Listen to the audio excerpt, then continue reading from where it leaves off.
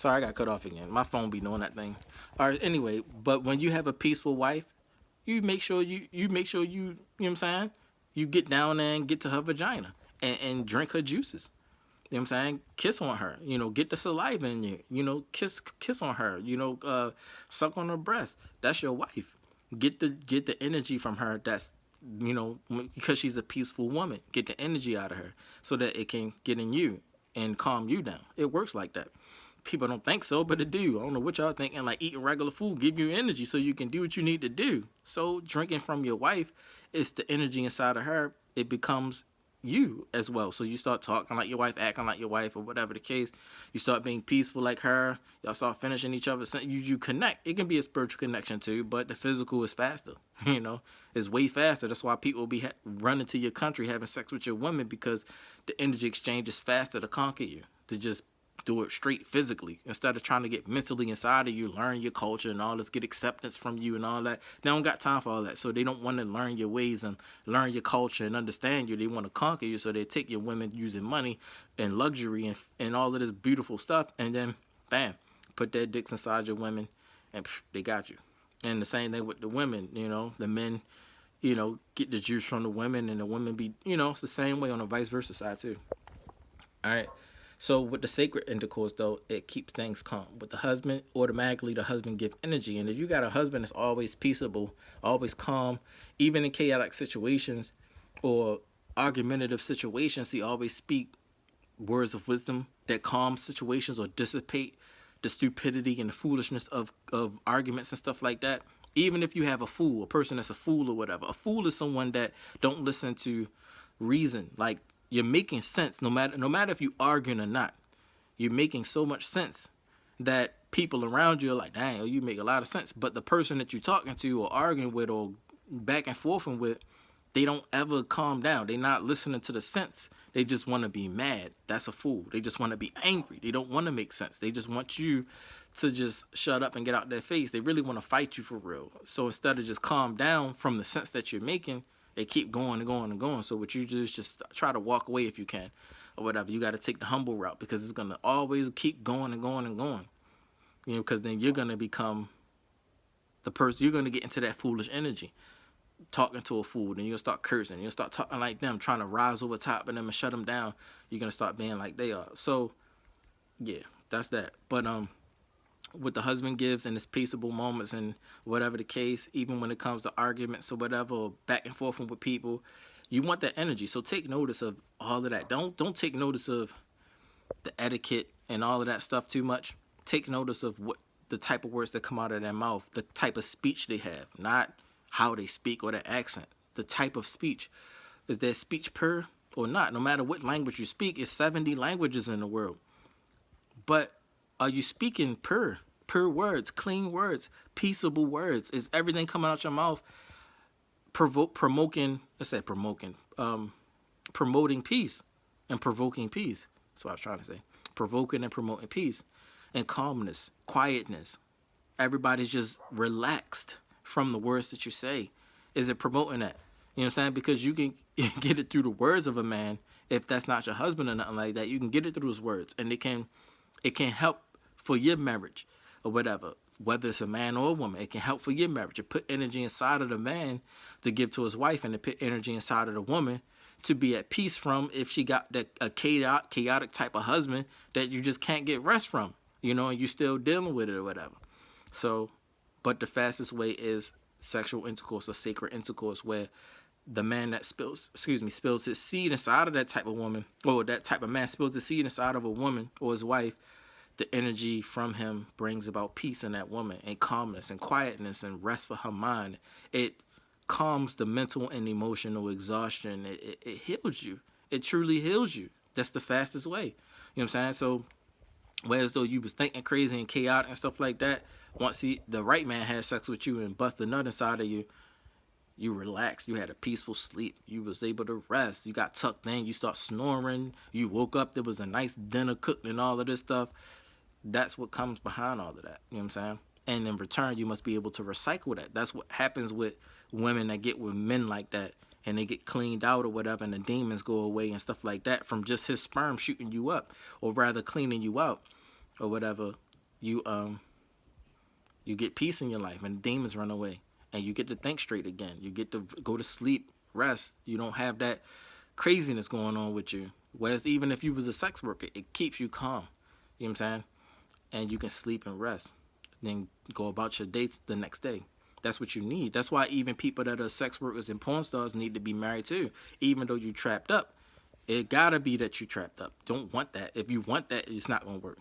You know, you're gonna drain up the peaceful person.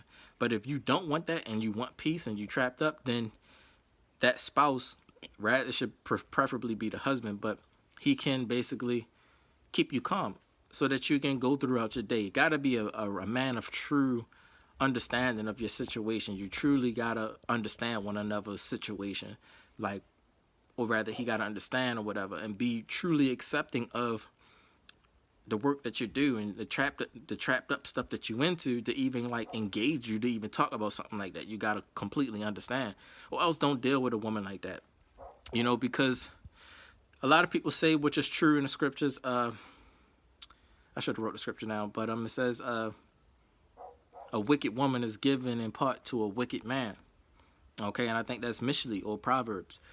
However, that's partly true. You know what I'm saying? A wicked woman is not always given to a wicked man. A wicked woman can sometimes be given to a pure man. You see it in the scriptures all day long. The priest that was in the book of Shoftim, Judges, the Cohen, who had a wicked wife who was a prostitute. You know what I'm saying? She was wicked, but she was given to him. And who was to say it didn't talk about his character like that? So now we got to jump to somebody else, because the assumption is that he was probably a wicked priest in some kind of way, because he had a woman that was a prostitute, played the harlot in her father's house. Or it could be you could have had an Le like him, or it could have been Abraham, who had Hagar or Hagar.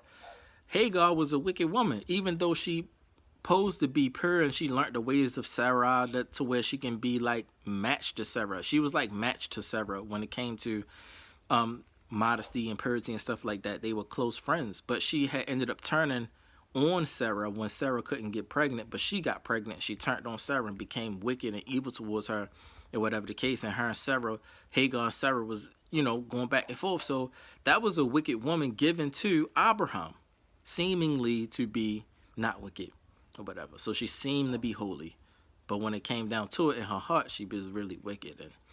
And so she was a woman given to Abraham, though she was wicked. So it's different things like that or whatever. So you got to be careful when you're going into this thing, and when you assess the overall situations of the scriptures and the world that you in, and the present time that you in, the generation that you in, you ponder on it so much, like me, knowing all these scriptures and stuff, and you start being like, I even be with somebody that's a porn star, or that's a sex worker, or a sex slave, a woman that is not wanting that, but she's trapped up in it. And yeah, sometimes the pleasure can get the better of you. You just trapped up in the pleasure because it feels so good all the time, or whatever the case. You need time to wind down, but the only way to help you wind down is to have a man of peace. And you need that, but you don't know how women get trapped up in these things. You really don't know if they wanted it and then they got trapped up, they want to get out after a while and they trapped up, or as a woman that just did not want it all together and she got forced into it, and now she just learned to accept it as this is just life. And so those are the ones that are harder to help understand that that's just not life. It's not like that. Everything in the world is not like that. The way she even think is like that all the time, because she got forced into it. So she would assume that the world is like that. Whereas the women that weren't like that, and some kind of way they into it, they don't think like that. They think with a little bit more balance, but still off balance. You know what I'm saying? They get trapped up too. Excuse me. Sorry about that. They get trapped up too. Trying to hold the book and the phone at the same time. Sorry about that. They get trapped up too.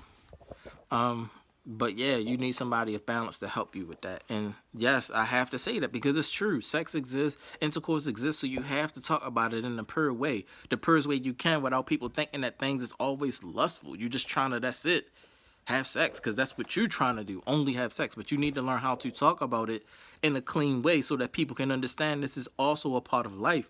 But how do you do it? So talk about it. You know what I'm saying? Like, what's wrong with y'all? Don't talk about it. But you see it all day long, every day. Go outside, leggings, this, that. Little daughters got on leggings and all kinds of sexual stuff you see that promotes lust. But you're not looking at the fact that you need to talk about how to get out of that thing. They just did it so stealthy to where you just see it and you're not talking about it. You know what I'm saying? Because of that shame part still being there. So you just dealing with the fact that everybody dressing how they dress and not saying nothing. But you need somebody to talk to you about how these things are not supposed to be and how it's the wrong way to do things and what's the right way to do things. Everybody up here understanding porn and sex and lust and saying somebody cheeks or saying, like, you seeing it, you understand it. So let's talk about it. Even little kids watching porn and crap like that on their phones and all kinds of stuff like that, seeing all kinds of sexual stuff on TikTok and this and that. All that stuff is on there. Parental blocks don't work. You can parental block something. All right, now let's go to Walmart and then see some crap at Walmart or at the store somewhere that you try to hide your children from, and there's no hiding from nothing. No hiding from the lust. So you have to teach them right. And if you can't and you don't know how, you need somebody that can help you understand. And so that's another thing to help Machine is that to understand this emotional strain and stress and exhaustion and stuff, because she's not that type woman. She's like a mama, but you know, you can get trapped up from the peers that surround you and the people that surround you or whatever. So yeah, sacred intercourse, man. All right, let's go back up to quietness. Quietness is a main key too in mental and emotional exhaustion. Soothing sounds, whether it's music or whatever the case, or no music or whatever, not too loud, not too low. Soothing sounds, clean sounds, not rock and roll bull crap, like all of this electric stuff. Soothing sounds, soothing tones, and you need professionals out here that know what type of sounds can heal you, instead of just something that's just moving you. Hey, that's a nice sound, and you just like, I like that sound, I like that beat, but it's not healing you. It's just something that's moving you, because music moves people. Like all of this trash music we listen to today, it sounds good. It got a nice uptone beat. It flows, but you talking about nothing. You know what I'm saying? Or you got a sound that is sounding so good, but it's bringing you down. It's like a bring you down type of sound, but it sound good to bring you down. But the lyrics could be a little, whatever the case, not so dirty, but kind of clean. That's the music industry today. They're professionals at learning how to bring you down. They're already experts at it. So they can make a beat that's so good and keep you up and going. And then this person just rapping this. It's like old country. It's like country rap that white people used to rap or whatever. Like if you had a white man rapping in the country in some Texas or whatever, Wild Wild West type stuff, it would sound like how the people rap today. Everybody rapping like country singers or country rappers, from old racist country rappers, but with their own flavor to it. That's why everybody sound the same. And it's not just Drake. It was something that they put on Drake, and now everybody is sounding like Drake, so they're called the Drakes. You know what I'm saying? The Drakes is on you. Like, they are rapping like slave masters. And when you're not knowing the history or understanding that, you're going to get got and think it sound good, because it do sound good. When you flavor it up and put some sugar on that thing, it sound real good. It tastes real sweet, but it's not. It took the forget it. It just take the originality out of people. And so, it's not a soothing sound. It brings you down. It just sound good to bring you down. So after the song, you like feeling funny or whatever. Or you feel like calling somebody arguing or whatever. You still in that snappy mode. Like listening to loud, thugged out music make you want to get out the car and start robbing somebody. Like you get in the car, you cool. They cut the music on, throw them bows and all this. You know what I'm saying? Like, I pull up in the club, like, do this and that, and knock you out and shoot you and kill you and all this stuff. And then you get out, you know what I'm saying? You smoking, you done smoking, you hit the thing a few times, you listening to the music, cut all the way up. Then you get to the store, you hop out the car, you get to the club, hop out the car. The first thing you doing when you get out the car is looking at somebody mean mugging, like, because you didn't listen to the music. Now you looking at everybody like, man, somebody try something. You know what I'm saying? And then as soon as you walk to somebody or somebody say, yo, you good, yo? Well, what's up with you? The next thing you know, you shooting or fighting or whatever, because the music that you was just listening to, hyped you up and got in your head and made you feel all crazy. That's what happens too when you don't have a stomach. You don't have you a follower. You don't know what it's like to be a leader. You haven't had enough experience in life as far as on both sides of the spectrum to understand that this and that, right and wrong, beep bop boop. You haven't sat down and thought about life enough to have a firm foundation in you. So you a young man that's really just a child. because energy can move you like it move a woman. That's how you know the difference between a child and a man, or women, children, and men. Men are different. Men they are firm. They don't let stuff move them so easily. You know what I'm saying? Either this way or that way. They keep a balance about themselves and they think about things and reason things out. Even if the energy could be very strong, they still can reason through things with the energy. Like that was crazy, but it felt like this or it sounded like this, but that was crazy. That song was sounding so good, man. It sounded good. That was like a nice beat and everything, but that was trash. So it's funny. You end up saying stupid, funny stuff like that. Like, yo, that song was so good, trash. That was like, I was moving and all that. Now, Bob, you can straight dance to that. Some nice little dance moves, but that thing was trash. Or this bringing me down. It sounded like sounding good, bringing me down. So it's just how it be. Men are like that. Women that are covered by men can do the same thing, or have fathers in their lives and stuff like that.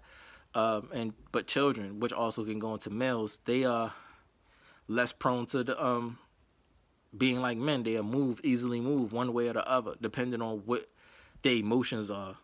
They let things move them emotionally instead of having a balance to be able to think about the emotions that's running them, so that they can know how to pray to the Most High. All of the stuff, the basics, they don't understand how to live in life and stuff like that. It takes time to learn how to live in this world called Earth, but they don't have it. They don't have a stomach or foundation.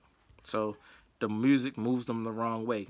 You need soothing sounds, and professionals like me, other stuff like Swiss Beats, Timberland, people that kind of was in that industry, but kind of they moved out of that way of thinking so that they can get you clean music that can soothe you, truly soothe you. Also, they can give you music to bring you down too if you make them mad, but soothing music, man. You know, yeah, we can go into physical food and stuff. We understand that. Fruits and vegetables, that's understandable. But we were talking about emotions here. Just straight stuff that is people don't talk about. People talk about food all day long. This diet, that diet, all kinds of crazy diets. Burn some sage and some bullcrap. Like, that ain't doing nothing.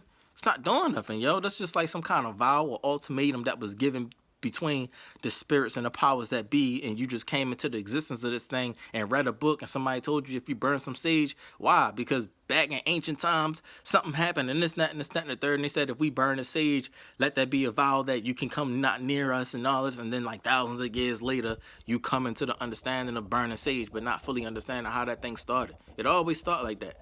Vows and things and pacts and agreements between spirits and powers that you can come so far but no further. That's all that it is. You know what I'm saying? You can put some garlic on your neck and the vampires run away. Like, out here. Like, it's just like different vows and stuff. And the Most High honored these things. He honored them at some times, and so he allowed it to be so. And so he'll put a disgust inside of somebody. You know what I'm saying? Or put a disgust inside of a demon or a spirit to stay away from that thing. Like, it'll just be a thing that they are disgusted. That's how serious your vows are. Making promises and swears to the Most High, keeping your word and pacts and vows. But they start doing more critical things as time passed because people was breaking their word a lot. So they came up with the spit vow. They came up with the blood vow, like cut your hand open with the blood running and shake your hand and all. Drink each other's, all this bullcrap y'all doing, trying to keep vows tight to show that you're trying to keep a vow tight when it's not even about that. It's about really just keeping your word. Back then, it wasn't all that extra stuff. You keep your word, but people wasn't, so they start doing more extreme stuff. You know what I'm saying? It's crazy. You know what I'm saying? And the demons hold you to it harder than the Most High do hold you to it harder, but you got to understand what you're doing. Demons don't care if you understand or not, really. They just hold you to it. You know what I'm saying? Because you want that more and more and more, so they hold you to it more and more. Whether you knowledgeable about it or not, you keep going for it. But the Most High more, he operates on knowledge and understanding more, whereas though when you're ignorant, you just pay for that thing later when you understand. If not, he'll hold back. So he's more balanced with the Most High. All right, so that's that. Soothing sounds, and deep sleep cleansing, quietness, being able to have a deep sleep. Deep sleep, basically sends your soul back. It's supposed to send your soul back to the kingdom of heaven so it can be refreshed and cleansed out, and then it's sent back to your body, and you wake up refreshed. But the world we're living in today is blocked a lot, and the Most High is not dealing with a lot of people. So when you have deep sleeps, you end up in crazy dream spaces and stuff like that. Different kinds of chariots and stuff, and you get abducted into, and Disney be all over the place abducting children and people pulling the life source out of the children and stuff like that, trying to keep that system going, and they operate that physical world off of the spiritual stuff that they take from the children and stuff. And people with life, they take it from them and operate that physical world, and you see all of this crap manifesting physically from what they stealing from people imaginarily and out of their spirits and souls. So ain't nothing happening unless they taking it from somebody with life. So I'm one of the ones with a lot of life. I go out there, it's gonna get raped out of me. You gonna have a whole bunch of like 4 or 5 Marvel movies that's gonna come out that's like record breaking and all this. They're gonna come out with that thing and make a lot of money, millions of dollars off of just taking the life force out of one man that's clean. Excuse me. You know what I'm saying? A little itch. So yeah, man, deep sleep cleansing. When you have a bunch of people that are pure and pious and holy and they pray to the Most High and they live right, blameless lives. You can't blame them for the stuff that they into or whatever the case. They're living blameless lives. They get healing from one another. When they go into deep sleeps, they get rest. They can get restoration for their soul and stuff like that. It became like a watch standing thing now where, it became like that until, a thing happened. But at first it was like watch standing, like, all right, you go ahead and get some rest and I'll stand watch. But it was spiritually like people stay awake so you can go to sleep and get a deep sleep cleanse. You know what I'm saying? By being guarded, you can restore yourself because you got life in yourself. Then you wake up refreshed and stuff like that. It happens like that. People stay up so people can sleep and get refreshed and get up with energy and then da-da-da-da. Also, it goes into us eating one another, but that's another topic. We do eat one another. That the children of heaven or the family of heaven, we're physically here, but we're eating one another. Even in the subconscious, we're eating one another. But the Most High is trying to bring order to it, where He's trying to assign people to people, even though they're in trapped up situations like porn and stuff like that. The family of heaven are trapped up all over, not wanting stuff with life inside of them, and they're being drained out or eaten alive. It's like the reverse zombie thing. The whole zombie thing is reversed. The people that's looking all clean and good are the zombies eating. That's why they look all clean and stuff, because they ate the zombies. Now the people still alive, like looking like zombies, like, hi, we ate y'all and y'all still alive. The family of heaven has been eaten so deep to where they look like nasty zombies. You know what I'm saying? And the other people then overate and all this stuff, luxurious, finger looking good, trying to kill them off because now they want back what they took and they're not giving it back. So now the whole zombie story is a reverse thing. So that's crazy, But yeah, once you have somebody with life that's on the pure side or whatever, you got to get them. Like me, I got trapped up. Y'all got to get me back because y'all sitting there so long not realizing that the food getting taken. Like, who's this guy? Stop doing that. Carefully assess if this person is food. This is heaven food or not. Like, is this family or not? You can't go off of appearance all the time. You look into somebody's eyes and you wait for the Most High to give you a word in your soul. This is family or not. You got to be balanced. But then those who are experts at it that have been doing it a long time and that's really more self-controlled than others, they can look at a woman or a man in a porn setting in the middle of having sex or whatever and tell if they are from the heaven family trapped up or not. And you need to figure out if you can get them out of that setting or not, So, or whatever you need to do, the Most High wants you to do to help them. That's why I got put into the porn industry. I am a porn star. It's just that I ain't do nothing yet. But I'm scared. I keep bragging about that thing. It might start happening too fast, so let me just try to shut up. But still, it sounds good, but it's not. That's what I'm saying. I ain't feeling it yet, so let me just chill before I start feeling it. So I'm able to identify a family of heaven, and I can feed them. I can feed the family to keep them alive and keep the life system going. In America, the evil side, they see that as a benefit too, because with me filling them back up with life, it keeps them going to still go into those settings, and they can still have sex with all they want or whatever, with all these different people. They can have nonstop sex still like they used to, getting fed from a man like me with life. You know what I'm saying? Even though they don't want the life, they're not going to eat the life. They want the evil way that they want. They just like, okay, well, if that's what you want, get filled up on that life that he's talking about so I can take it out of you again. I can eat it out of you. That's why they allowing it to happen, allowing me to talk and stuff like that. But still, all in all, we need to find this life and wisdom to learn how to stick together, because with this life that I'm speaking to you is wisdom to break away from all of that and stick to each other and basically find a way to be self-sufficient without all of the draining and being eaten like being eaten and now looking like zombies, trying to eat the people to get back what they took from us. You know what I'm saying? We can eat one another again. We can continue to eat one another or whatever. And so some people that got zombied up looked at me and they jumped my bones and all this bull crap. Like, some of them learned by just jumping my bones and realized I was I was from the heaven family. Because you looked at the parents, you didn't know, so you jumped me. Like, I'm gonna jump him anyway, and then got life out of the thing, just jumping me. I gave you life, and so what happened was you started recycling the life and was realizing like, wow, this is real life. You start flowing hard, and then you need to hear the person talk about how you got life and all this stuff because you jumped the gun trying to survive. And what happened was you found out that this person was full of life for 10 plus years and you never knew it. Just living peaceful in a heavenly abode. When he go to sleep, he all in heaven, chilling, relaxed, calm, always get restored with life and stuff like that, bringing people to life. You know what I'm saying? Every woman he be with, or rather his ex-wives, as soon as he been with them, it cleansed their whole life. It shut out every man to cut off every connection, every soul tie, just busting a nut inside of the woman that he married or whatever the case, and it cleaned them out. And her life got back on track. But what happened was it was supposed to have been a test type of thing. And so now you end up falling off because you didn't go all the way in right. It was supposed to have been just a test to survive. And then we're going to dump you. And then you realize it's not the person to dump.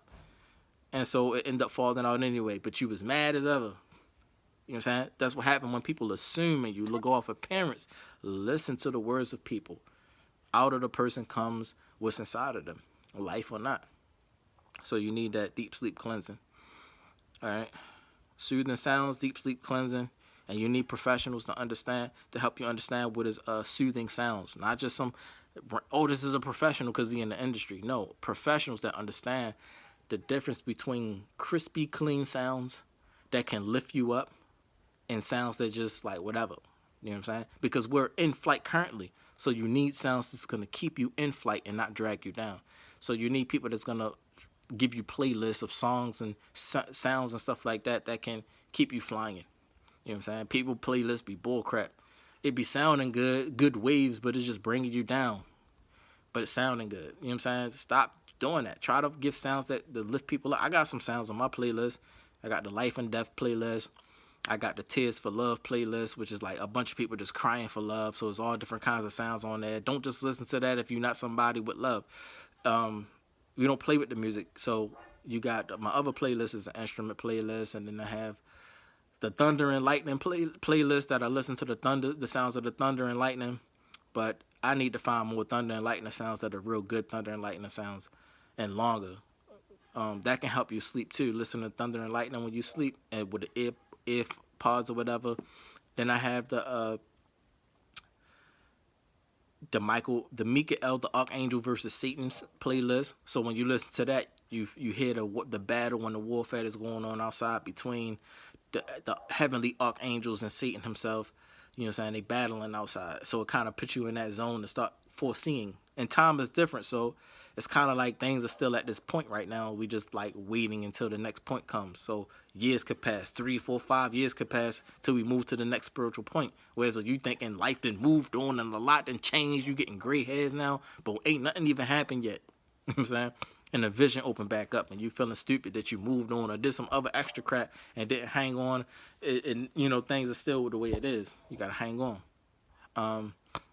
But we are supposed to get to each other. That is the command right now on earth, is to be fruitful, multiply. You know what I'm saying? Be fruitful and multiply. You must get married. That is the command right now for everybody following the Most High. Get to somebody with life. Be married. You know what I'm saying? You got zombied up. You know what I'm saying? Now get to somebody with life. Because now the zombies now are demons. They are not people that you ate up and drained out. They are demons now. So they're coming out looking like zombies, trying to get back what people got, living demonic lives, eating from the demons and stuff. By worshiping demons and Satan and stuff like that, you ate them. Now they're coming to get that life back from those who worship them and live lives in honor to them and stuff like that, coming to eat you. Then you have us. We're given spiritual freedom to hold on to one another. So you can find somebody from the pure side and hold on, meaning your awareness now is open to identify somebody's from the heaven family or not. Wisdom has come out. The gate has opened to you to understand this wisdom from heaven, to understand that we are heaven family. We're not humans for real. We live in human lives. That's why the scriptures say, let's make man in our image and likeness. Who is us? Why is so many people out here existing? As a symbol to say that there's so many people upstairs in the heavenly family living. Sons of Yah, daughters of Yah, mothers and grandmothers and heavenly fathers. That's not necessarily the Most High Father, just heavenly fathers, all kinds of families and stuff. Like when you die and go to heaven, all these people lived in the planet Earth, died, went to heaven or whatever. Abraham, Isaac, Jacob, David, they are now heavenly fathers. You know what I'm saying? They're not the Most High Father. So when you say heavenly Father, understand what you're saying. You know what I'm saying? But the Most High Father is the Most High Father. And we are heavenly. And so we come to understand this wisdom again. Let's make man in our image and likeness so that we will come down into this thing one day and live it out. Okay? Psalms, 82? Psalms 82, 6 and 7. Read the whole thing if you can. But specifically 6 and 7. You know what I'm saying? Are you not the children of the Most High? You are the children of the Most High. Paraphrasing. Children of the Most High. So it's not just saying that the Savior was the only son of Yah, but we are also children. The scriptures tell you that we are made sons of Yah. They flipped it and made it look stupid, like, oh, you can be made sons of Yah through the Savior, like you never was one. Like, no, you can come back to your stature of being a son and a daughter, or whatever the case, or being a mother of Yah, you being a mother or grandmother, whatever the case, of being a heavenly father. You come back to your stature through the Savior who gave himself. You know what I'm saying? What we was waiting on. You can come back to your stature. The people in Sheol, in Abraham's bosom, in Adam's bosom, through the different times. And now the Savior, having gone into Sheol, getting the heaven family out of there. You know what I'm saying? There was just two different sides. You had the hell burning side and you had the pure side. You know what I'm saying? Everybody ain't go to the burning side. So those who were the heaven family went back up. And it's still the same thing today. We are heaven family. You know what I'm saying? And that's pretty much all that you're dealing with. Some people have become regular souls and got stuck like that, fell off, where a lot of people got disowned. So that's really what the story is about. Once the fall happened, you couldn't bring in regular souls no more. You had to do it. We had to do it ourselves. So through the generations, many of the heaven family came down. A lot of them got disowned. They got disowned through cleaving to wicked ways. Like you see today in America, they cleave into wicked ways, having once before been heaven family. And now you start to see the people fall off that was a product of the fall of the earth. You know what I'm saying? Making this thing together as a family, we're products of the fall of it. Those who fell off, or those who are cleaving into the evil way. It's crazy, yo. This is the knowledge of good and evil. That's what Adam wasn't supposed to know. He wasn't supposed to know that, like, how it was going to be and what is and what will be. He wasn't supposed to understand the fall and how a lot of the creators of this existence got disowned and the Most High cast them down with Satan. You know what I'm saying? Wasn't understanding that part. Like, wow, how could the creator get cast down? You know what I'm saying? But it wasn't just the Most High Father. It was the children. That's why disownment happens. You see it in existence today. You can get disowned as a father and mother too. As well as being disowned as a child by doing some disobedient crap, you get disowned. Doing some crazy stuff. Trying to kill your grandmother or punch your grandmother or do some crazy stuff like killing people's grandmothers out down the street, you get disowned from being somebody's child. That's not something to honor. You know what I'm saying? That's too far. You know what I'm saying? Also, on the reverse side, on the other side, you can get disowned from being a father and mother too. Doing some crazy stuff to your children. It's a two-way street. Honor your father and mother, but in turn, you're supposed to honor your children. You got to recycle that thing. It's in the scriptures, but it's just not in the Torah as you're reading. You must not provoke your children to wrath. It's in the King James, 1611 King James. You know what I'm saying? Where they took some of the scriptures out. Honor your father and mother. Like, yeah, but you must also honor your children. Stop provoking them to wrath because, oh, I'm older. I'm older than you and all this bull crap. The first thing you say, you don't recycle anything. You don't respect the youth or whatever the case, meaning you don't have a love for them to help them if you can or whatever the case. It's just one-sided. Respect me only. Can't do that. Do not provoke your children to wrath. That's what the scriptures say. All right, and so let's continue on. All right, so I went to embrace quietness, pleasant pleasures, emotional affirmations. Okay, so recycling the care or care recycling. Emotional affirmations. Always through communication, not flipping and crap. You can't flip because when you flip and want to say something loving, but you say something hateful, but they supposed to understand that it's something loving so they know that you flipping and playing. It hurts, but you understand that they mean well. But then that can take a toll because you do it too much. They not used to you when you say something beautiful and kind. They're gonna think that you mean something hateful. Stop that. Stop. You gotta have people to talk straight to. If you're doing camera work, understandable, you doing camera work. But when you off the camera, keep your stuff straight, shorty, because then you on camera and off camera flipping and playing. You never gonna be able to show love to someone, or nobody's gonna ever believe you when you really want to love someone, or when you really do love someone, or when someone want to love you. You're never gonna receive it right. You're gonna always die in pain and suffering, exhausting yourself mentally and emotionally, exhausting yourself till it manifests physically, and you're getting drained out because you played too much your whole life. You know what I'm saying? Flipping too much, playing too much, acting too much, on set, off set, on screen, off screen. Just you could not stop playing. Always thinking everybody is like something when you never met everybody. You know what I'm saying? No balance with yourself, and so you could never receive love, and you never could love. You know what I'm saying? It's crazy. So you must recycle the care with your affirmations, affirming your words of care and love. You know what I'm saying? That's why I on camera and off camera talk straight. Because what if you could never get to somebody physically? Like today, everything's social media now. So don't nobody want to meet for real. So if that's the case and I can't get to you, the pandemic, and people start putting checkpoints and borders, you can't go nowhere unless you get a little needle of injection of juice and all this stuff, they starting to shut things down and you can't get to people or whatever the case. You got the loving words and all that stuff. And they making sure that you can't get like, yo, you can't embrace somebody, you can't love somebody. You see somebody in a whole nother country you can be married to, and they will want, you know, all of this stuff. You find love somewhere, and you can't get the love to them. You know what I'm saying? You just talking a lot. You know what I'm saying? You can't embrace them and stuff. You can't get the physical part that actually caused the healing. That's what causes the true physical healing. It manifests physical infrastructure. It manifests reparations. It manifests all of the things physically that you need to keep your macro and micro economy going for you, the global and for the minute or for the small families or whatever, the small businesses. But we can do greater than that. Just basically everybody living, but it's not going to happen. It's not going to happen. But what you need is that. That's what you need.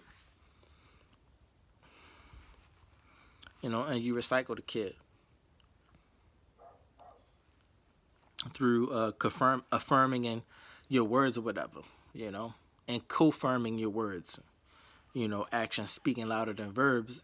You say something and you do it, but since we have difficulty trying to show that love to people by embracing them and them living with us day by day or seeing us every day physically, you can see if someone love you or not. You know what I'm saying?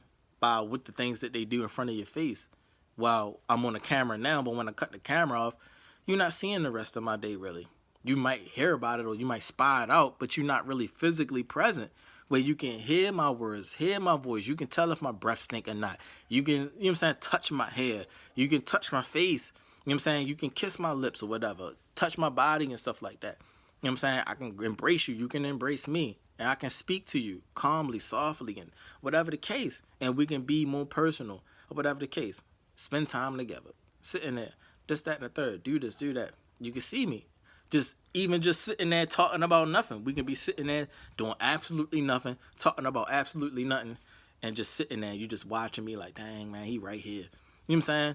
And you can enjoy all of that. The physical part. That's why we physically here. But when you take that away and give people social media, everybody's watching you on social media, preempting you. It's trying to stop you from getting. All it takes is you genuinely, really, truly loving a person so much to go out and do that thing. That's why when I said stuff like I would actually go to people, people be surprised and shocked. Like, you actually came? Like, yeah, like I'm old school. Like, if you say let's meet and you like, yeah, and we all agree with our words, let's meet, then I'm going to come out there. Or else don't say something so critical like come meet and I got to spend money and come out there to come see you. And now you acting all like, dang, I ain't actually think he was going to come. What's happened to the world? Like, people so phony like that you'll say something like that and not mean it. Yo, like, I go to places, I go to people like, yo, let me see how much money I got. da da da da. I got this amount of money. I can get a plane ticket, or I can get this or that, and I can come holler at you, or I can I can drive there, whatever the case. Da da da da. And we can meet, we can chill for, like, you plan it out. We can chill for this amount of, whether it's online or not, whether you got people spying on you, watching you or not. If you have good intentions and your intentions are pure, you don't care if people watching you or not. You don't care if people know you having sex or not, because it's your wife, it's your husband. You mean well. It's like, yo, you're not caring what people thinking. It's always going to be somebody watching you. Understand that when you understand the heavenly mind, that heaven always watching you. In my position as a rabbi, heaven is always watching me. They always looking down on me. So I'm used to being watched all the time. So every time I do something, I understand that heaven is watching me. I get penalties if I do something crazy or out of step of what the Most High want, or whatever the case. You know what I'm saying? I get penalties for that. So I'm careful what I'm doing. I'm careful whatever the case I'm doing. I'm careful. I do everything by forceful demand by the Most High. The Most High moves me, is what I say. He moves me himself because of things that I was commanded to do that I did for him, because certain things happened to me, like a breach of certain vows, like sacred marriage vows that was in a ketubah, got breached so disrespectfully that it wounded me to the point where I couldn't pray no more. I could literally not stand up and start saying Baruch Atah. I start dropping, like I pass out, because I couldn't pray, because my marriage got breached and cut, and a forceful divorce happened out of turn, something that the Most High didn't want. Then I got married again to a woman who didn't say her marriage vows at the thing. You know what I'm saying? Understanding, like, just listen to your husband. He know better, like, of the Most High's telling him what to do, but you didn't listen. You had excuses. Well, we getting married in the American system anyway, yeah, but we already in the system already. You born in America. You got a social security card. You this, that. You got food stamps. Everything is what you got is in the system already. You know what I'm saying? But when we say your vows in the name of the Most High. Y'all stop listening to other people. Listen to me, your husband. Stop thinking that because these people get more following and more views and stuff like that, or a little bit older as an elder, whatever the case, that I don't have the words of the Most High myself. Because if you actually stop talking to them and actually bring them to me and say, well, my husband said, and then force them, say, look, don't talk to me until you talk to my husband. Because what they'll do is say stuff to you to do without coming to me. But when they come to me, then I can prove to you, you know what I'm saying, that what I said is why I said it, and I can talk to the brother or whatever the case, or these different men of wisdom. Like, this is why I'm doing what I'm doing with my family, my household, and they might find wisdom in it. You know what I'm saying? Be like, oh, dang, you right. You make sense. And then they want to add notes and stuff like that, but you're not doing that. You thinking it's some, like, set thing. You could just, everything cut and dry, so you just going to run with what somebody else say instead of listening to your husband. So that's what happened. My wife didn't say her marriage. My second wife didn't say her marriage vows. My first wife got forcefully cut from me because of ex-boyfriends and all this bull crap, threatening and all kinds of stuff. It was a small little issue with envy and jealousy and lust when their little dicks couldn't stay soft or whatever. They missing stuff. You know what I'm saying? Whereas though they didn't want her before because she looked like a piece of crap, a piece of trash.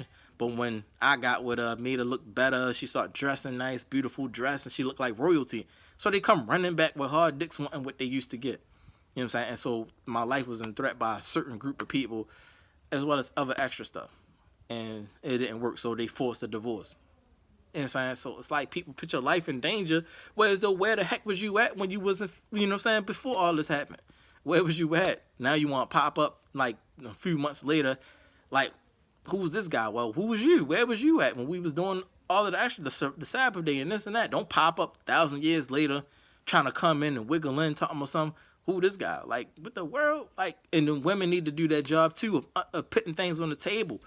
Let people understand what's entailing your life so that we can have better wisdom with it. Because little did you know, if people aren't in your life right there at the moment, they're not really trying to be in your life at all, or whatever the case. They might just pop up here and there because they missed something. We can put our minds together to know how to deal with the thing instead of you trying to hide the thing and then it fall out because you made the person think a thing. You cut them too deep to where they got to get away from you.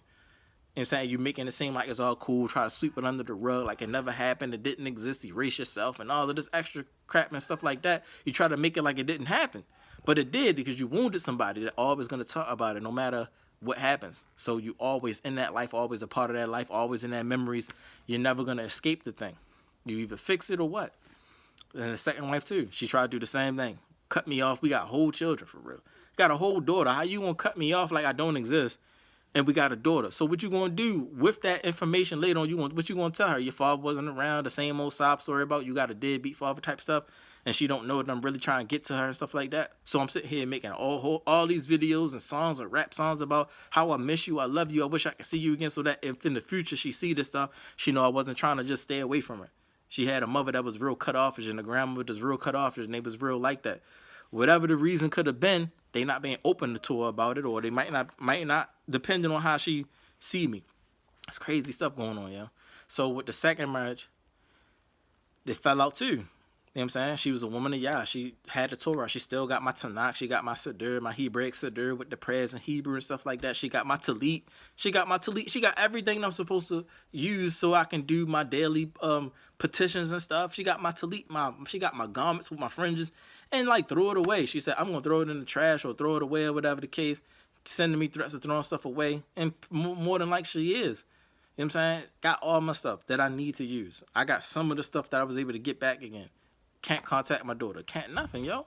How can you go from serving the Most High to completely doing that to somebody who's your husband, who's a rabbi at that, and you not understanding the respect on that thing? You not understanding what you're dealing with. You don't understand the importance of what you're dealing with, who you're dealing with, and you just doing whatever. Not understanding the power of the Most High. None of that. So what happens is it just become a mess, yo. And so that's what happened with both divorces, and it become a mess, yo. Not recycling the care. When you don't recycle the care, man, it can get real chaotic. And affirm those things of love to your spouse, like, you know, not just saying every day I love you, but affirming that thing in different ways. You know, do kind things, small little things here and there. You could be, both of y'all could be running on E. You can do a small little thing, leave a little note, this, that, and the third, to kind of like give them a little smirk, like, how you still love me for real. And then they can walk out the door, have a good day, or they come in the house. You can do a small little thing. You could say nothing all the whole night or the whole day when they come in from work, but you could do a small little thing to make them smile and let them know that you really still love them so much, but you still could be tired, or you could just be not in the mood, or you need some quiet time even from your spouse, because that's that too. You need quiet time from them too. You have your little distance, but we talking about emotional and mental exhaustion. When you talking about being away from your spouse and stuff, and you need time away from your spouse, it should not be a need to go to somebody else. You just need to be alone at some point. You need to be alone, or whatever. Not be with somebody else or your homegirls or no crap like that. That's just showing signs that you still want that evil life, and you're not really fully ready to live a pious life. No, it's not that.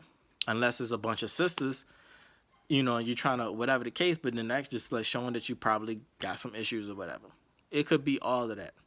But what it happens is there's different order to it, and I'm not here to really get into the deep order about it, because I got feast days, you got this. You can have an order where your congregation or your kahal, your assembly, could have where on certain days the women have their thing and the men have that thing type of stuff, and to keep the balance or whatever.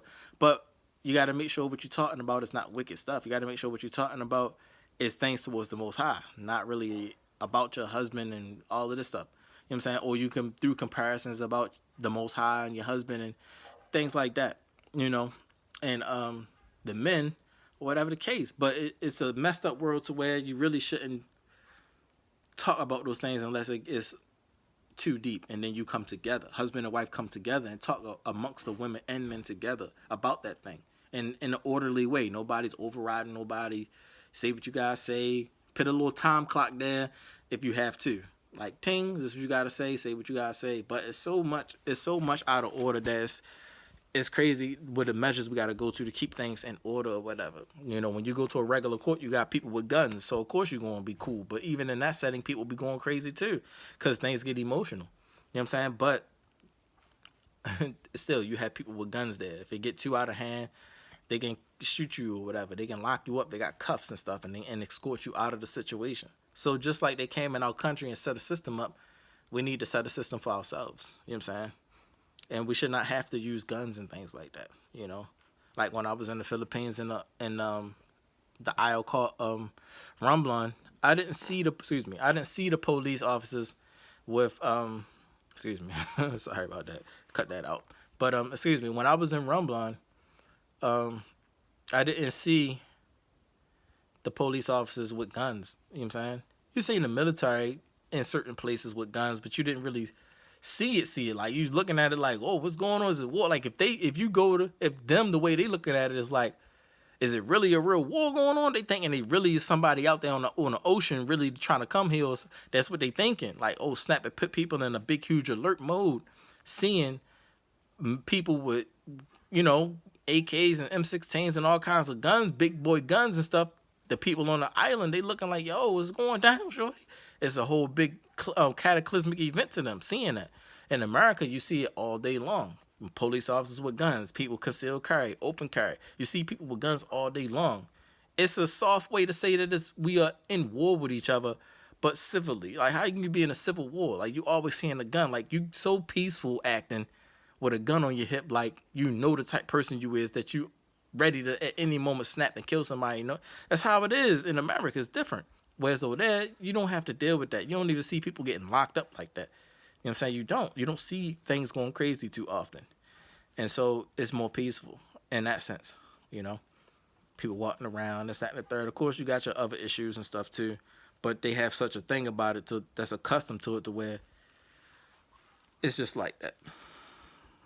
I have things to say about that too, things that I experienced there, but I'm not gonna say it on camera. I have that much respect for the Philippines to not say that part on the camera. But America, this is our country. I'm a native Indian, indigenous. I'm from Cherokee, so I ain't got time to be not exposing them. Out of here. You shouldn't even be in our country for real. So I don't care what I say about them. But other countries, I have respect. I don't want to be putting people's countries out there and that you got something to pull on or whatever. The way to conquer somebody, you always pull on somebody's immorality. And that's how America conquers people. They pull on your immorality.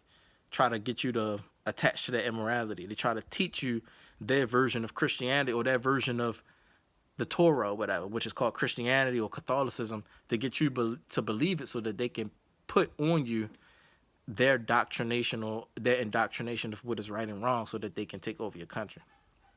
Instead of tell you what the Most High actually say is right and wrong, they put on you monogamy and things like that and try to say it's wrong to be polygynous. And when you adopt that, then you start thinking that's wrong in your own country, and you don't multiply, you don't have microeconomies, and you can't take care of yourself. You're struggling on your own with you and this one wife with all this land, trying to build some land and grow some food, and you starving at the same. Like, you need hands, you need people, you need a microeconomy, you need to build yourself up. And when you believe in the stuff that these people be saying that's not true, instead of believe what the Most High say and keep the balance of that thing, you make every excuse to shut it out and do what they say. And they conquer you that way. So they don't have to come to your country and be like, oh, we're going to take it over and change the name. They just know that they got you wrapped under their finger. And if there anything happen where you start to slip away, they start coming into your country, visiting with the Peace Corps and acting like they all cool. And then next thing you know, they taking your stuff again, or they putting you back into subjection, or trying to find out what it is or who it is that's making you slip away from them. And they try to get rid of the problem. And I was one of the ones that was the problem they trying to get rid of. And it was some black guy, not realizing I'm also a native Indian. And so it's like, it make it a little bit more difficult. You can't just say, oh, I'm a nigger or whatever. You understand that I'm a Cherokee. You know what I'm saying? Because a lot of the native Indians originally are darker brown, or different tribes with darker brown, or whatever the case. Most of us had straight hair, but still, when you mix bread with the Hebrews that are from the tribe of Yehuda, and you from the tribe of Gad, which are the natives, and then the Yehuda, which are the royal tribe, which have curly hair, you mix breed, and then you can be like me. Have curly hair, brown, you look black, and you native. My grandmother 100% looked native. Like, she looked like a Chinese, she from China for real. You know what I'm saying? My grandmother, because when you start looking at her and talking to her, she from China for real. But she looked like a native at the same time. So it's like, my mother said I'm part Japanese. So I don't, I don't know. It's a lot going on. So I don't know. On my mother's side, on my father's side, it's a lot of mixture going on. So all in all I'm worried about is the right way I'm supposed to live on planet Earth for everybody. Because I can say I'm part this, I'm part that, I'm part this, but what's fresh water for all these parts that I'm drinking fresh water? I got all these parts inside of me. Just give me fresh water so all of the parts of me can get refreshed. You know what I'm saying? All of the mixed whatever. So as that. So this pretty much was based on Ecclesiastes chapter 7, verse 7. And in the King James Version it says this: surely oppression makes a wise man mad, and a gift destroys the heart. In the Tanakh that I got, which is the Torah and the Beam Ketubim, which is the Hebrew version, it says, "For cheating may rob the wise man of reason, and destroy the prudence of the cautious." So basically, same thing, oppression. They wanted to say cheating, but it's oppression, the same thing. When you're cheating to get by and stuff like that, you're oppressing people. The way that you oppress people is cheat people out of stuff. Don't be fair. You know what I'm saying? Take stuff from them. You're cheating. You're oppressing people. You got a system that's supposed to be for the people, but you're taking stuff like you're taking unemployment. What you're doing is like, oh, we got all of these thousands and millions of jobs now. You know what I'm saying? We're not giving you unemployment no more. But really what's going on is that the jobs are not for you. They are these crazy difficult jobs that you got to go to school and get a bachelor's degree for. It's putting people in tight situations that have nothing, and they know what they're doing. Unemployment is directed towards people that have nothing. You know what I'm saying? The low class, middle class is also Social Security, trying to cut that. The stimulus checks, they was giving stimulus checks and they taking that away, but that's just like something else, like free money. Like that's something different. That was something that the system already didn't do for everybody. That was probably something they did for the small group of people that's in their little whatever the case we knew nothing about, and they was getting free money from time to time. So it's a stimulus, it's supposed to be like a grant or whatever. So people out here probably was getting grant money from time to time, all the time, whereas though other people wasn't understanding that that's possible. Even got stimulus money. They say it's a stimulus money for cars and for a home and stuff like that, but you got to pay it back. Like, that's not a stimulus. That's a loan. You know what I'm saying? Stop being stupid. Like, a stimulus check is a stimulus check. And now you plan like this is supposed to stimulate you in some kind of spur. Stop it, please, man. Like, make your stuff connect right. You know what I'm saying? And that's the America. They're oppressors. They will cheat you out of some kind of way so that they can stay on top, or whatever benefit they don't get. They're not trying to do it if they don't get a benefit out of it for themselves to stay on top and stuff like that. They want to keep this land that belongs to someone else. It's not that the people won't work. It's that they don't see a benefit for themselves out of this. We go back to work and still suffering, still struggling to pay bills and rent because of inflation. Inflation don't even got to exist. Stop making stuff up, to get more money. Eliminate the money altogether and keep a balanced system so that everybody can have exactly what they need, even a little more if that's the case, like an allowance, so that they can get some kind of leisure, some kind of miscellaneous allowance or whatever the case, as well as what they need to pay bills and rent and stuff like that, feed their families and stuff. Let them have stuff. Let them live in peace. When you have your basic necessities in life, people can live in peace. They can focus on other things like living right and piety and educating themselves on what the Most High want. But what y'all don't want is that, because the Most High is going to take it from you. You know what I'm saying? What you stole. And it's like y'all stuck between a rock and a hard place on what y'all going to do, because you want to keep the country up, but you can't doing it the way you used to doing it. And you don't want to give it over. You don't want the people to be at peace, but at the same time, you need the people to be at peace so that you can be at peace. Like, you messed up. You know what I'm saying? Your ancestors messed you up so hard, you don't know what to do for yourselves. You don't. You think people going back to work is going to stimulate the economy again. It's not. Because as quick as people get hired, they get fired. And you're not going to make enough money to keep the economy boosted. You know what I'm saying? Keeping it balanced or whatever. Using this pandemic as an excuse to inflate prices so that you get more richer, but don't keep the cost of living low. Like, it's the only reason. Like, you don't have to have a cost of living. How you got Section 8, low income, or no income, which is low in Hebrew, low income or low income? Is it low or is it no? Like, y'all play too much.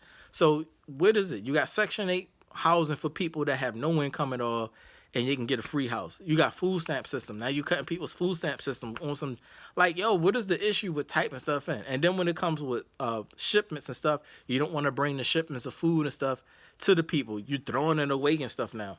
You're throwing it and destroying the food because of a penalty that y'all put yourselves in.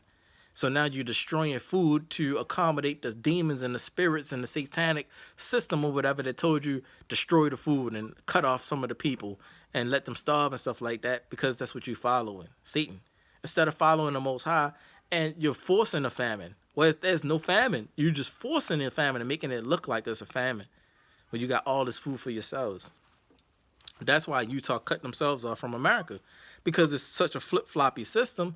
Understandable, but two wrongs don't make it right. But it's a flip-floppy system. So they cut themselves off from America, did their own thing, grew their own food, had their own factories to build their own products and can their own goods and stuff like that. Their own everything.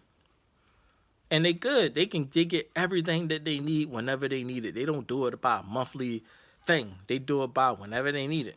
You know what I'm saying? And that's a good system to have, but it's only for them that are Mormons. So that's why you people like that cut off from America, because they so in the satanic system that they will force a famine.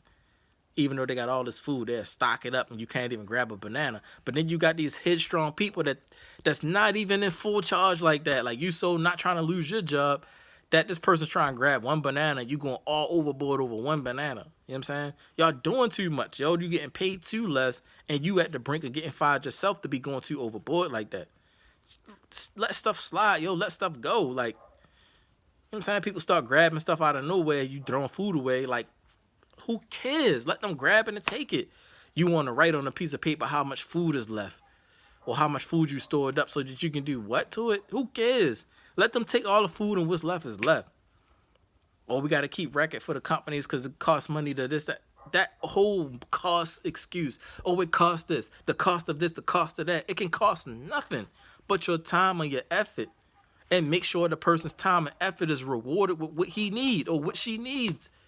Food, shelter, clothing, communication, transportation. Food, shelter, clothing, communication, transportation, and some kind of miscellaneous allowance or luxury so where that they can get extra things more or whatever than what they have on off times and stuff like that. You got people that go in caves and get gold and get metals and whatever equipment they use, the heavy equipment they use to get these metals and stuff so that you can build the stupid weapons you building, to build all of the stuff, steel and all of the stuff that you building, glass and all of this. People collect glass sand so that they can, different kinds of precious sand and stuff like that, and clay and stuff so that they can make certain kinds of vessels and pottery and this, that, and the third, metal so they can make weapons and build homes and build infrastructures and stuff like that, you know, cement so that they can build roads and stuff. The people that get this stuff in this most base form, you know what I'm saying, so that you can mold it into something to use, they should be taken care of. You know what I'm saying? The cave workers, you know what I'm saying? And then on to the people that actually do that thing. You got people that build systems and websites and stuff like that. Just make sure people got what they need, yo. You don't have to be, you make this much and this person make more than you over here. No, everybody do their work and everybody get what they need according to the family size that they have. I said this way before, a long time ago. It's crazy, yo. It's never going to work. Keep on playing a money game. So it's just stupid to me. It's silly to me. People playing the money game. You can easily type some numbers on a computer and print out a piece of paper, and people, whatever the case, you can easily, whatever they do on a computer to make it like how much money get into your card or whatever. When it's not really money, it's just numbers on a computer screen, digits. You just type some stuff on the keyboard, and that's how much you get to get stuff in the store, whether it's food or electronics or whatever the case. If you had some kind of system, you can type some numbers in there and get some kind of money on a Cash App even, and then swipe a card and get an iPhone 13 off of somebody sending punching some numbers in a thing. This money is backed by nothing anyway. American money is backed by nothing. Now you got all this made up currency like crypto this and Bitcoin and all of this bull crap that they got. You know what I'm saying? That's supposed to be currency. Like, where's this currency is not attached to any kind of nation. So all in all, these currencies are going to fall apart. So the wisdom I would say to share with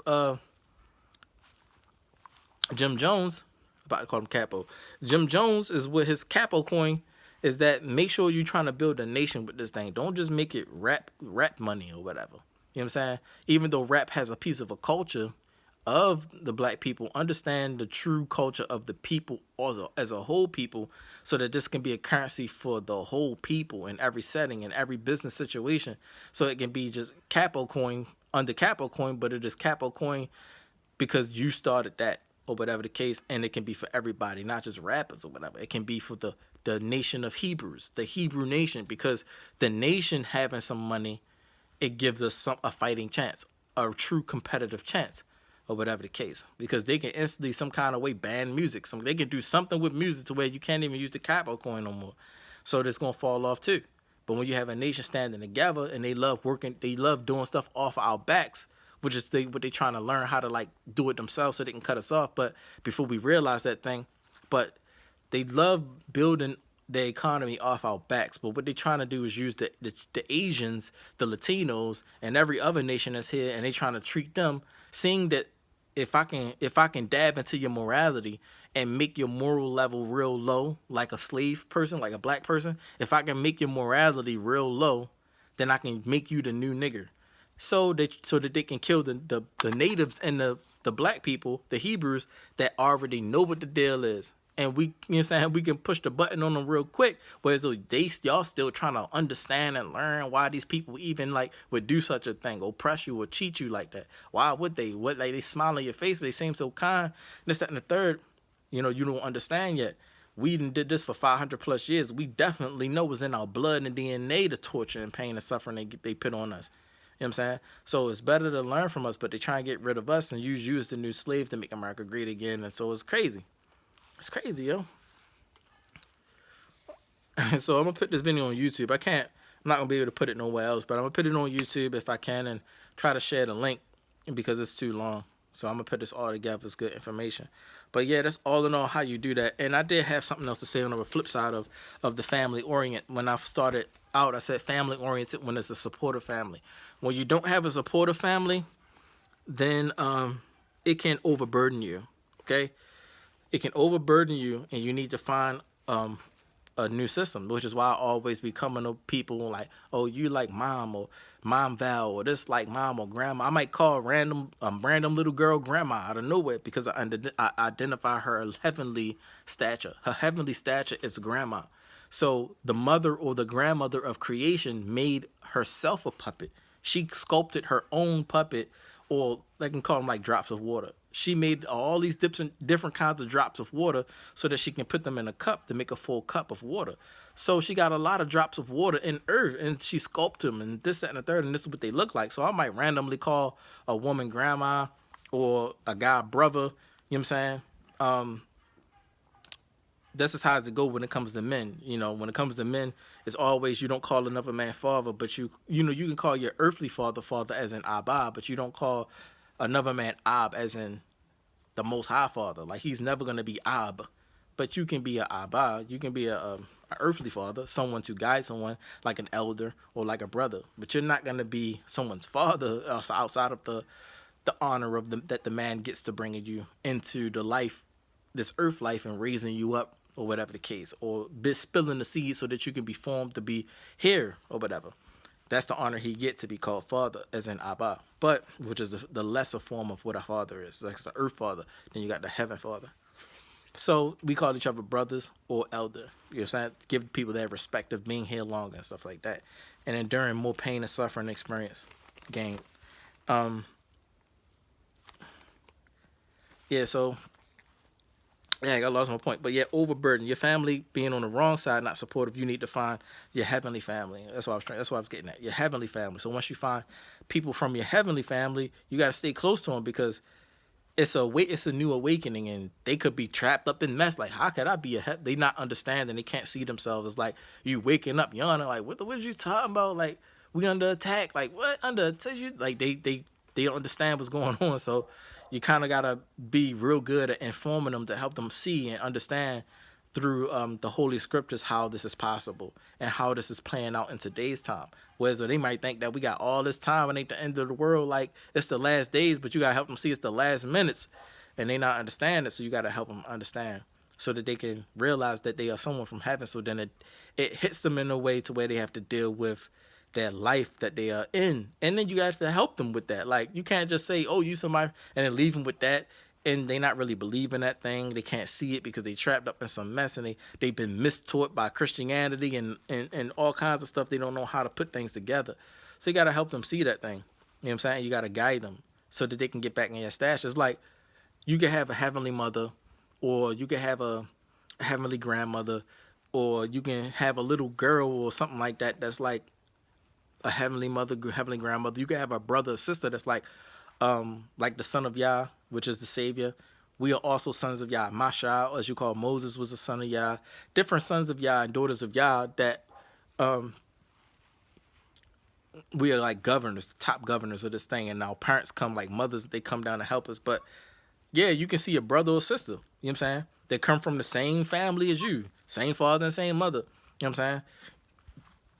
For example, you could have the same father like Mikael the Akma'ak, but he's a heavenly father. He's not the most high father.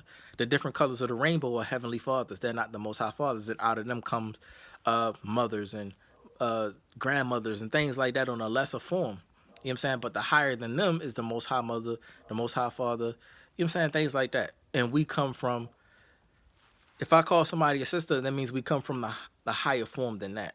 We are literally sons and daughters of the Most High, not a heavenly Father only. But we humble ourselves and make ourselves low to try to earn our position back. You know what I'm saying? But if I call you that, you have to understand that you are in no way human. You are in here. You're in this thing unfair.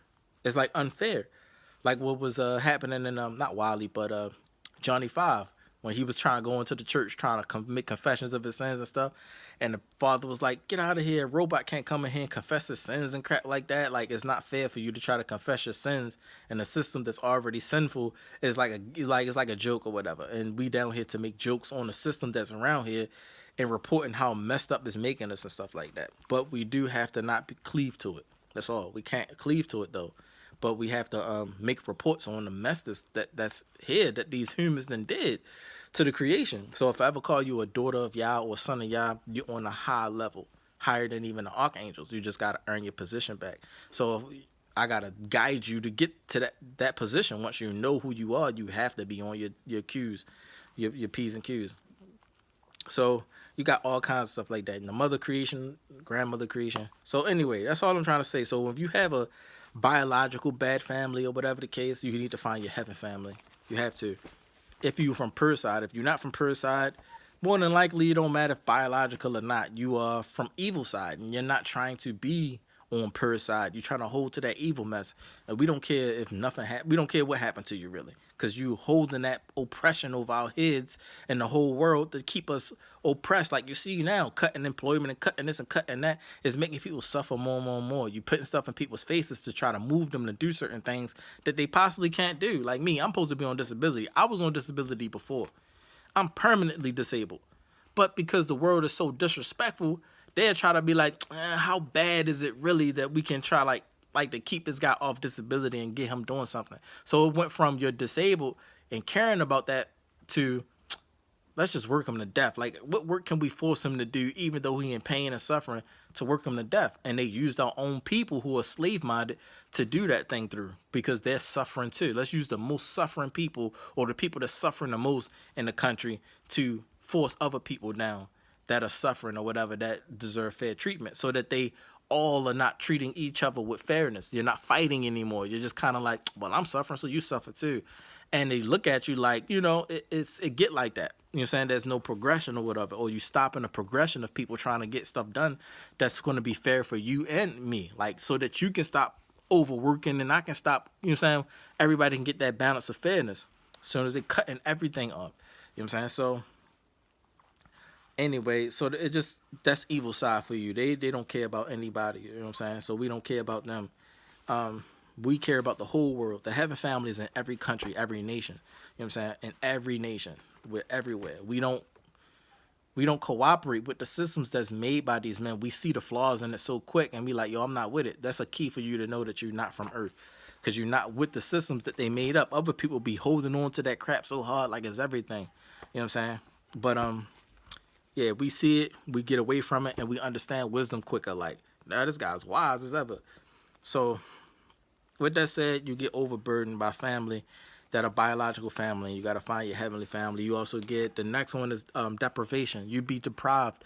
You're deprived from things, or you become depraved. You get deprived, then you become depraved minded, and it all comes from deprivation, which is stuff taken from you. Or your water system is cut off and you're trying to get it some fresh water to drink, but somebody went way up the stream somewhere without you knowing.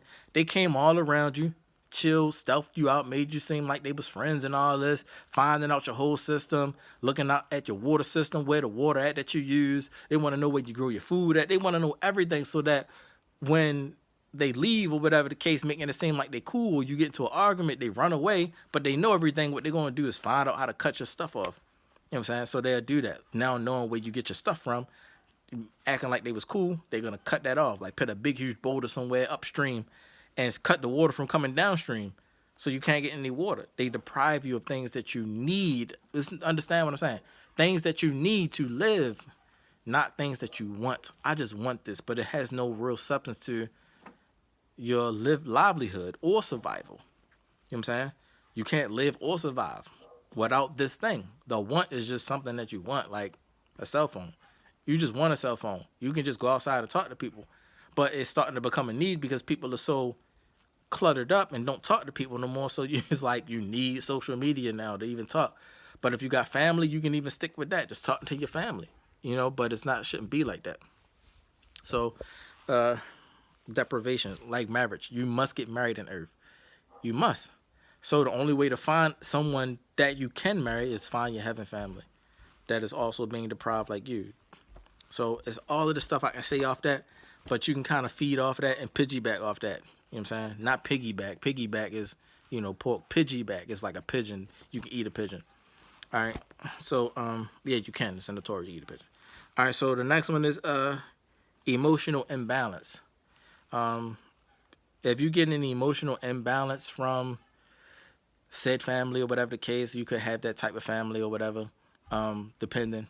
If you don't have that supportive type, when you got the other side, you get the emotional imbalance. Whereas though they're not really concerned for your feelings and emotions, or if you're suffering, or if you're struggling, or whatever the case. Or you could be that type of person that don't want to talk, and you just feel like your family don't love you, or would be there for you if you try to talk or whatever.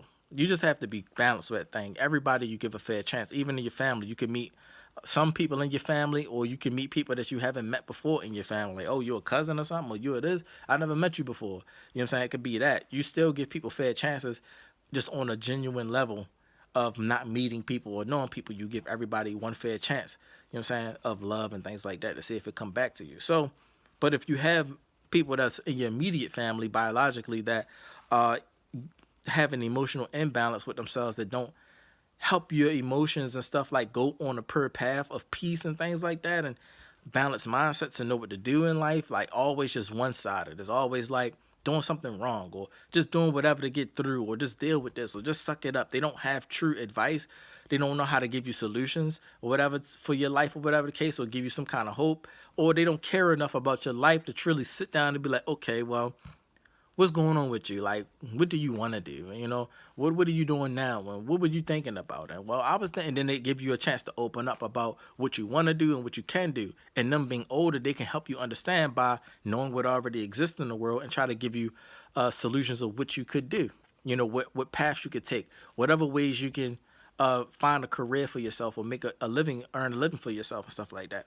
And if not, then they got to give you that support if you end up going in the wrong way, or end up getting trapped up in a wrong type of lifestyle, doing your best to try to do a good lifestyle or whatever the case, or live a good life. You get trapped up doing something wrong or whatever, and then that's where you get all of the special cases come into play in that sense. You got to deal with those special cases individually, because when Most High is serious about what he says. So when you talk about special cases, you got to really sit down and deal with the special case and get word from the Most High to know what to tell a person or whatever the case, because it get real critical. When you allow people to do things that are against the Torah, you got to really be serious on that. So it can get like that. Emotional imbalance can cause somebody to be mentally and emotionally exhausted, you know what I'm saying, because there's no balance of advisement or solution for the person. Especially children, when they're trying to find help from their parents and advice from their parents, and they don't get it. The parents don't really know what to say. They just had sex and had children and didn't really know how to raise them or whatever the case. They just did it. You know what I'm saying? Trying to have children just to have children to benefit from them, or they did it by mistake because they was horny at some time, or they was living some kind of life, like a prostitute life, and they end up having sex, or they just felt emotional at some moment. Like, I like this person, and this person, I like you too, and they thought it was going to work out, but it ended up not working out. You end up doing many different kinds of things. Or it could just whatever. You just two people living life, doing the best you can, but you don't know everything, and you end up having a child anyway because you don't want your nation to fall off, so you're just having a child so that you can keep your nation going, but you don't really know all that you, whatever. So then, bam, that's what happens. You have children anyway. but your nation falling apart still because you don't know how to guide them the right way according to what the Most High want. You know what I'm saying? So you could be the type person having children, waiting for somebody to come to advise you what you're supposed to do on earth, what the Creator wants, the true Creator who made the sun, the moon, and the stars. You know what I'm saying? Or not. You know what I'm saying? So it can go many different ways, I guess. But the emotional imbalance, it comes from that. You just have to be careful to understand what it is. That's what people need to talk. Like therapists and therapy work. You talk to people about your life and stuff like that. That's why they get into your life so that they can know how to advise you truly on a personal level. Because when you get paid for it, you get paid for the confidence or the confidence, not confidence. Because it's a con. You writing all this stuff down, and then they tell that person that the person that they work for and send your papers, and then everybody reading your papers, people you don't even know, never met, don't trust, or whatever the case. They get lost in the sauce somewhere. It's not really whatever. You know what I'm saying? So the imbalance, yo. Let's just move on. The next one is forced shameful activity. All right. If you have a bad family that can't advise you right, you end up going into shameful activities or forced shameful activities is what I said, because the system outside itself, the societal system, your family system could be one that don't know what to do, and you end up going into shameful activities like them. But you're not forced into it. You just kind of went into it or whatever because that's what they do, or that's what they allowed you to do and didn't stop you or give you no kind of option. Like, no, don't do that, do this, and give you a way. They didn't give you a better way. They give you no kind of way. They kind of like lifted you up and applauded you and clapped you all up like this was something wonderful to do or something. This is really honorable when it's not. You know what I'm saying? You out there shaking and twerking and crap. It's not honorable at all. You're defaming and shaming your father and mother. It's bringing them down, but they're allowing you to do it. So it's shameful activity. But when you get outside in the outside world, you realize why they allowed you to do this shameful activity, because they don't know how to help you for real. And so the world out there is going to force you into the shameful activity anyway. So they're not trying to, but they're just allowing you to do it because it's going to force you into it anyway. You know what I'm saying? So they don't know anything. So when you find somebody that can help you get out of that while you're in the shameful activity, you want to take that route. And it's a test on you. You know what I'm saying? To see if you're really with this mess or not. Everybody is in it, gets dealt their own specific card depending on who you are from heaven, to see if you're really with this mess. Did you really cause the fall? That's all we dealing with. That's all we looking at right now in this time. Are you one of the ones that caused the fall of mankind? In America specifically. If you find other family members in the other parts of the nations, they go under the same test. Are you one of the ones that caused the fall of mankind? Depending on if you accept or hold this evil system up. Are you against it or are you for it? Even though you trapped in it anyway. Are you still with it? Are you fighting against it? Do you speak against it? Stuff like that. Do you let people get to you? Peer pressure. You know what I'm saying? Do you let people influence you into thinking this is okay? You know what I'm saying? It's just a test at you to see if you're really with it. No matter how old you are, like you could be a baby. Once you find out yourself in the sub that you were one of the children of the Most High, it's a different story for you.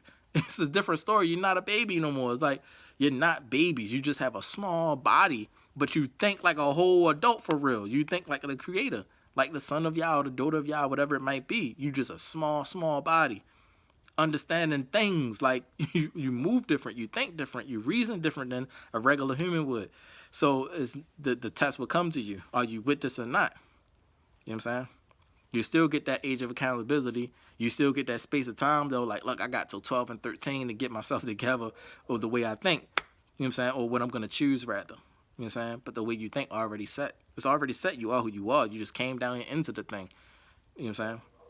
So with the forced shameful activity comes numbness. So if you go in it too long, you also have to be balanced to understand when somebody go in it too long. The Most High will bring someone through your life or bring someone across your path. When you in the shameful activity too long, you become numb to it. So it's no longer your fault. It's a default. So somebody got to come and get that numbness out of you to help you start feeling that this is shameful, to start feeling that you were forced into this. You know what I'm saying? That there's a way opposite or other than this way. We have to stick together, band together on the pure side to do what the Most High want all collectively at the same time. Like how Martin Luther King did it. Just stop riding the bus. Everybody all together, stop riding the bus, start carpooling and start riding with each other, start walking to work no matter if your feet killing. Everybody stop riding the bus.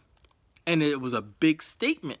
Something they don't want to see ever again is, which is why, one of the reasons why Martin Luther King Jr. died, is because he was part of the play of ending the economy of America. Like, if he'd have stayed alive, the whole economy, if he knew what I knew or whatever the case, he could have ended the economy of America so quick, and there would have been no more America. America's so informal, or whatever the case, they ride everything on money. So if you can end their money system, you can end everything that they get. Whereas it comes to weapons, you can't pay the soldiers no more, so the soldiers ain't gonna want to lift a gun to do nothing. Because once they shoot a couple people for you, they're gonna go home to ain't no home. They got foreclosed. The wife left them to somebody else that got money, and you ain't got nothing. You know what I'm saying? So everything is riding on money. So if you can end the money system of America, you can end America. Simple. Because people ain't going to do nothing out here without money. Because the people that's military personnel and police officers don't care about nothing about the system except just pay me. Make sure I get paid at the end. But when you find those select group of people that really love doing this just for the sake of it, like they live for putting on the uniform and shooting somebody down, they overdo it. They're not caring about the money. That's how you identify. You know what I'm saying? Those ones. And then you got the judges, people in the courthouse. They don't care about nothing either. You go in the courthouse and they love hitting that hammer on you. You said they don't care who you is. They just want to have power over you. So you look at the places and the positions of power in America, and you'll find the people that killed your grandmother from the Asian spy. You'll find the whole collective group of them. You know what I'm saying? You'll find them. You know what I'm saying? The women too. They just like the stealth or whatever. The men be like that, but the women they are worse than the men when it comes to the KKK. But if a woman come out the gate, it's going to be on some lust only. It's going to be burning lust only. And they're going to come out the gate and they're going to do everything in their power to make statements to let the person know that they after them sexually. And if they can capture you or the man or your men, if they can capture your men sexually, you're never going to get them back. You're never going to get them back. Unless you're the type, unless you're an understanding woman like how men can be understanding.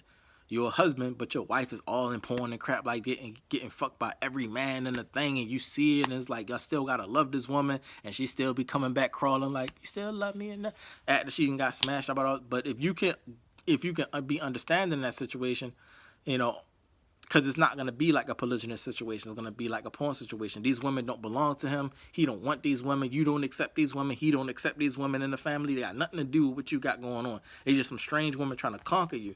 So it's going to be just like that. A bunch of women in porn getting smashed out by a bunch of men.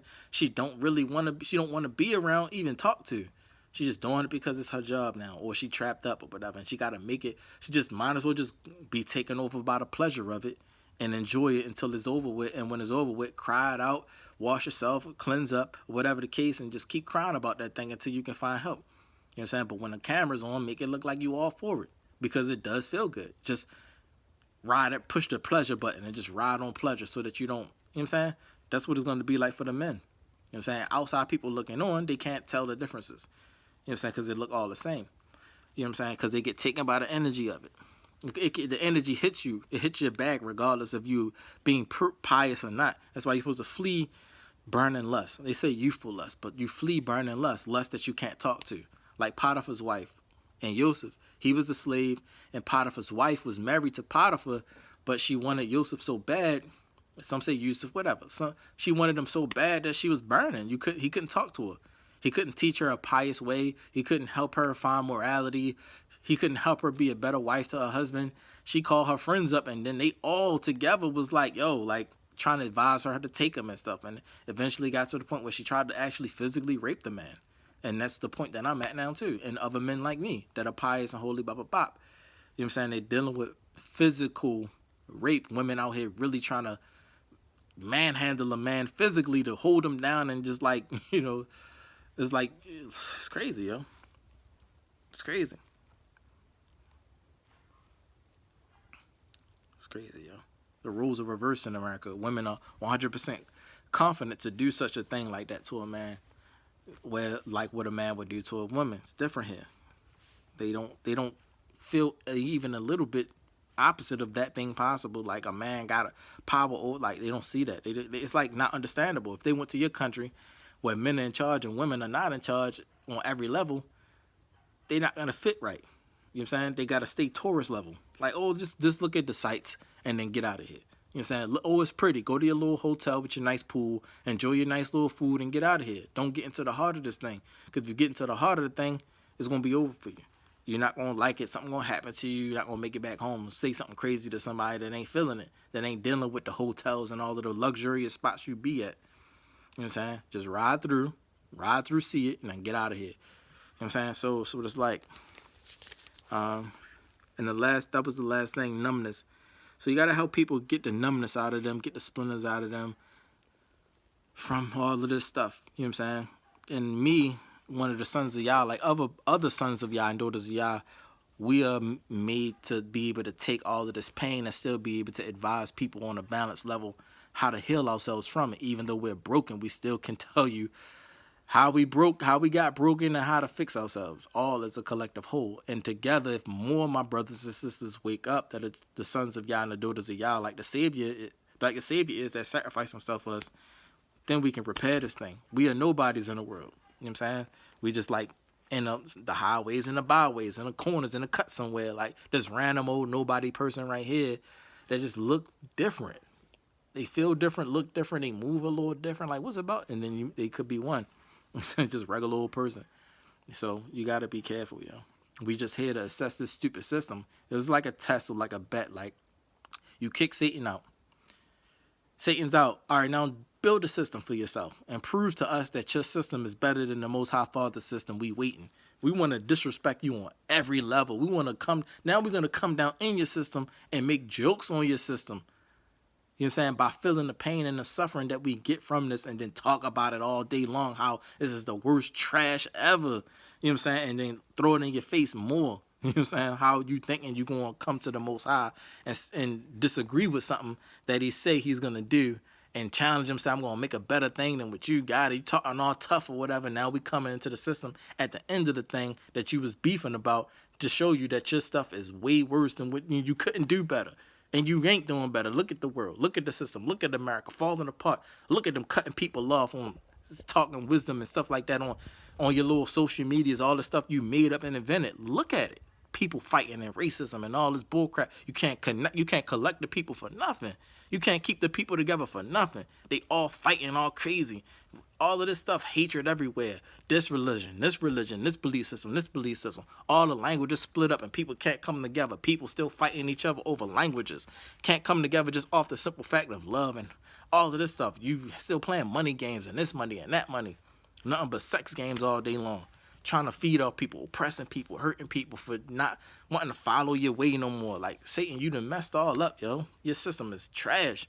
You done invented a beast. You know what I'm saying? On some this Beauty and the Beast mess, you done made something. You done made all these different children and all this stuff going on. Don't know nothing about what happened before. Not educating them. You know what I'm saying? They miseducated or whatever the case. You creating all this, inventing all these new demons and all this crap like that. And now look at them. Trying to run this system still and getting messed up. Can't hold it up. Pandemic'd out. Don't nobody know what to do. But really people know what to do but don't want to do it. And it's like, yo, you can't get rest. Thinking that you was going to do better. Now you like wanting to repent and regret it now because you at the end of your rope now. And it was made that way to where you really feeling like you had a chance and you can challenge or make something better when you couldn't. And now you're at the bitter end seeing how disrespectful you really, really was. You know what I'm saying? Just on the small, softest level. Who's man that you are mindful of him? That's all you said. What is man that you are mindful of? You didn't say who. What is man that you are mindful of him? And the son of man that you give thought to him. Paraphrasing. You like, what? You got knocked down just off saying that. You know what I'm saying? You can read that in the Torah. You read that in the book of Enoch. Got the details of what really was going on. In detail, he went way disrespectful. He actually went far and said, man, God's slipping, shorty. Like, you slipping. Like, he was talking real tough, real extra slick. But in the Torah, it just gave you the regular way because you might get triggered up. And you might wake up like, all right, I'm definitely not a human now because the way you felt about reading that thing. You know what I'm saying? But I read it all early, 10 plus years ago, I read that thing. It was like, what? I straight woke up like, oh, dang, I know I'm not human no more, but I'm going to just keep playing. You know what I'm saying? I'm going to keep doing my Earth mission or whatever. Keep playing, rolling out my Earth mission while I still ain't know what the heck was going on. It just hit me hard. Like, okay, who is man that you're mindful of him? It sounds so why? Who is man that you're mindful of him? And the son of man that you... Oh, I already sound wise until you found out that was really just disrespectful as ever to even question the Most High on that. And then when you read the details, you're like, what? Mike Mika El the Akma, or as you call Michael the Archangel, like, oh, I think you should chill, shorty. Like, I think it's like you should give obeisance to the new thing that the Most High Father is making called man. I think it's right that you do obeisance.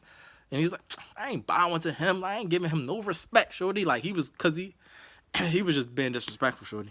End up being worse than what man came to be, making a system that we see today. America will be a symbolization of, or Rome will be the symbolization of Satan's system. And then the other worlds are like those who made their own little thing out of Satan's system by agreeing to follow him. So you got Buddha here, this person there, this, that, different religions. But the main headquarters is the Vatican, and then from the Vatican is America. Then you got the UK, got their little position too as the royalty of the satanic stuff. So they the satanically royal. And you got other little accompanying nations that are allies to them or whatever, and they all together as a collective whole are like what you can call Rome, you know, baby Rome, the Roman regime, or whatever the case. But yeah, yo, this is a long video. A lot of information in this thing to feed people with. You know what I'm saying? Excuse me. It's like a plate of food or whatever. Talking about Satan getting me a little choked up a little bit. Probably mad or whatever. But it ain't working like he wanted to work. It's just like, dang, yo, I just can't choke this guy up. But anyway, yeah, yo, you need to understand that. It's not really a thing of disrespect, but this is a higher form of understanding, so you can understand, like, that's what happened from the beginning. So you gotta hold, he has to hold that disrespect. You gotta hold that over his head, like, yo, this is your system. It's messing people up. As we speak, it's messing people up. People can't live holy for nothing. Disney Plus is the new, you're not allowed to love the Most High Creator.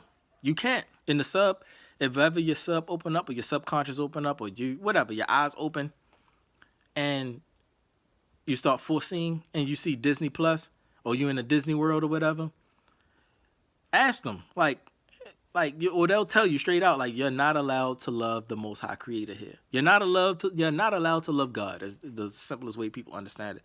You're not allowed to love God in Disney Plus or in the new Disney World. You're not allowed to love God after the pandemic. You can't. You can't love the Creator. So before you even go into that thing, even physically, you're not allowed to love the Most High Creator. Expect 100% warfare. 100% they just not feeling you because you love the Most High Creator and you there. But you got people there that's still fighting. You still got to fight. But as you need to understand, that's the 100%. Somebody got to tell you that thing. Everything can't be subbed out. They got to tell you. So I'm telling you. If you never watched this video, then you got to spread that thing out. You're not allowed to love the Most High Creator in Disney no more. So that's disrespect on itself. The children of Satan is like trying to keep this thing running. Just going out, killing each other. Like, before the Most High kill me, I'm going to kill you. Like, we're going to kill each other before the Most High killers. And which is dumb. Killing each other exists because the Most High allowed it to exist. So whether he used you to kill each other off, saying something stupid out your mouth, he still did it. Because there would be no such thing as death or killing or murder if he did not allow it to be so. So it's just, people is crazy, yo.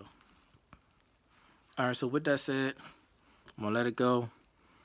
And that can help you understand how to deal with mental and emotional exhaustion, which goes all the way back to sacred intercourse from sacred marriage, because the outside world is such a mess. You can talk for hours and hours about it being a mess and how it's bringing you down. But the solution is this: sacred marriage. When you find somebody that's truly a heaven family, and you can feed into them life and love of the Most High Yah, and they'll cleave to it when you speak it right. When it's fresh water, and they can taste that it's fresh water, then they can cleanse from it and can change and can blossom from it, and their way of life and their way of thinking can clean and balance out again. And you found somebody that you can sacredly marry, that you can exchange sexual intercourse and bodily fluids. Physical bodily fluids can exchange between you and them, and you can get healing and you can get maintenance from your soul and stuff, for your soul and stuff like that. So you spill that you bust your nut inside of your wife and she get cleaned out and her mind can go to peace. And at the same time, the man eats the vagina of his wife and drinks her juices. And then in turn, he get back that peace and stuff like that, you know. And also that helps men to share the dreams of their wife. Like if the woman is having all kinds of crazy dreams and stuff like that, then you suck her pussy and get her the juices and stuff like that, and eat from her. Or even if she could be breastfeeding, you can drink some of her breast milk. Her bodily fluids will get inside of you, and you can share dream faster like that. Share dreaming and stuff like that. So if it's just one sided, it don't work like that. So you drink from each other. Okay, it's the respect thing. You drink his sperm, and in turn he drink your vaginal juices, your eggs and stuff, and you share faster. You become one another. The recycling system starts. So that's the only way to end that mental and emotional exhaustion, because now you have support to hold each other, to defend each other. You got somebody in your corner, so that you can get a moment of rest and heal, and that person can fight for you. You know what I'm saying? And hold the line down. And in turn, you got to hold him up too. It's such an evil world. The man can get exhausted fast too. So it's not like how it used to be when you read in the scriptures. The scriptures is just to let you know how things are supposed to be and how things were, so that while you're looking at the world today, you know how disrespectful it is. You know what I'm saying? And you need to be, you got to be a man of Yah and a woman of Yah to really know how to deal with the special cases that's existing today. There's no straight thing in America. So brothers and sisters that's in the Torah, stop coming at brothers and sisters so strong. Understand there is nothing straight in America anymore. You know what I'm saying? So it never was. So you can't come at people straight like, stop this, and it's just supposed to happen. Stop talking like that. If you don't have the wisdom and the Most High is not with you, you're not going to be able to deal with those special cases. It's better to stay away, stay in your small little situation, and stay pure as you can. It's a benefit for you. But those of us who are out here in the trenches, on the front lines or whatever the case, in the darkness, still dealing with the people, being lights and candles to them, don't be trying to shut us down. You know what I'm saying? Stuff like that, trying to help them out. Yeah, we in these arenas and in these bad settings that is completely you can't get forgiveness for. But talk and understand why it's like that. Talk and understand why it's like that. Question somebody faster. Be like, why is you da-da-da-da-da? And they can help you. You might not even still believe it. But still, the Most High have people in all of the settings out here in the world, even the most evil stuff, you know what I'm saying, reporting that are children of the Most High, stuff like that, or having family. In the worst situations, they just probably didn't awaken yet to walk out of that thing. We got to get them awakened up, like identify them. It's a soul identification. If you're not qualified, you're not going to be able to do it, stay back. We need others to do it. All right, so with that said, I'm done. Shalom, shalom.